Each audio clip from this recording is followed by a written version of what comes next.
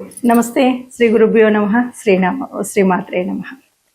శ్రావణ మాసం వచ్చేసింది అంటేనే మనకి లక్ష్మీదేవి ప్రతి ఇంట్లో కలకలలాడుతూ కనిపిస్తున్నట్టు లెక్క.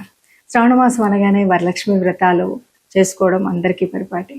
వరలక్ష్మి వ్రతాన్ని చేసుకుంటే మన ఇంట్లో మరి ఇంతకుముందు లేదు కదా, ఇప్పుడు చేసుకోవచ్చా చేసుకోకూడదా కొంతమందికి అనుమానాలు. వరలక్ష్మి ప్రత్యేకమైనటువంటిది కాదు. అష్టలక్ష్ములలో పేరు లేనప్పటికీ వరలక్ష్మి అంటే పేరులోనే ఉంది పెన్నిది అన్నట్టుగా వరాలనిచ్చే తల్లి. ఎవరు అంటే పూర్తిగా ఆ మహాలక్ష్మియే వరలక్ష్మిగా మనకు అనుకూలిస్తుంది. మరి అలాంటి తల్లి ఎప్పుడు అనుకూలిస్తుంది అంటే, ఎప్పుడు అనుకూలిస్తుంది? ఏ ఇంట్లో అయితే శుచి, శుభ్రత, సత్యం ఇలాంటివన్నీ ఉంటే తప్పకుండా అనుకూలిస్తుంది. మరి అలా అనుకూలించాలని ప్రతి ఒక్కరం కోరుకుంటాం కాబట్టి హాయిగా వరలక్ష్మి వ్రతం చేసుకోవచ్చు. మరి వరలక్ష్మి వ్రతం చేసుకునేటప్పుడు నియమాలు ఏమైనా ఉన్నాయా అంటే, లక్ష్మీదేవి పూజ అంటేనే హిందువులుగా మనం నియమాలు ఏంటండి, మనకు శుచి శుభ్రత ముఖ్యంగా అందులో దేవుడి ఆరాధన ఎక్కడ చేస్తామో ఆ దేవత మందిరమో పీఠమో ఏదైనా ఉంటే శుభ్రం చేసుకోవడం అనేది ముఖ్యం. మరి వరలక్ష్మి వ్రతానికి ఇక్కడ ఒక ప్రత్యేకించినటువంటి కథ ఉంది. ఈ కథను అనుసరించి మనం చేసుకుంటాం. ఎప్పుడు చేసుకోవాలి అంటే శ్రావణ మాసంలో వచ్చేటువంటి 2వ శుక్రవారం రోజు చేసుకోవాలి అని ఆ కథలో చెప్పినటువంటిదే. మరి ఆ 2వ శుక్రవారం చేసుకోవడానికి ఇంతకుముందు ఎవరైనా చెప్పారా ఏమిటి కథ అన్నప్పుడు సాక్షాత్తు ఆ శివుడే పార్వతీ అమ్మవారికి చెప్పారు. మరి ఈ లోకంలో చేసినటువంటి వాళ్ళు ఎవరు అంటే చారుమతి దేవి అన్నారు.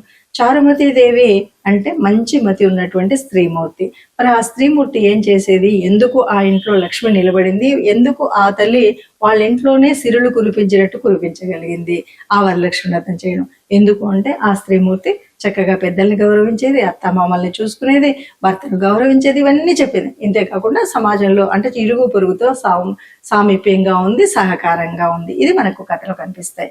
కాబట్టి తనకు కళలో కనిపించినటువంటి ఆ దేవతామూర్తి యొక్క వ్రతాన్ని అందరికీ చెప్పి చేసింది. అంటే ఆ వచ్చేటువంటి సౌభాగ్యం నాకు మాత్రమే ఉండాలి అనుకోకుండా అందరికీ పంచుదామన్న భావన ఉంది. కాబట్టి వరలక్ష్మి వ్రతాన్ని అందరితో కలిసి చేసుకుంది ఆ తల్లి. అందువల్ల అందరూ సుఖాన్ని పొందారు, అందరూ సంపదను పొందారు. దీనికి ఉండేటువంటి నియమాలు చెప్పారు.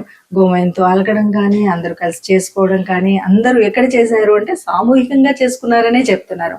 కాబట్టి వరలక్ష్మి వ్రతాలు ఎలా చేసుకుందాం, వీలైనంత వరకు సామూహికంగా అందరం కలిసి ఒక చోటు చేసుకుందాం, సంఘటితంగా చేసుకుందాం.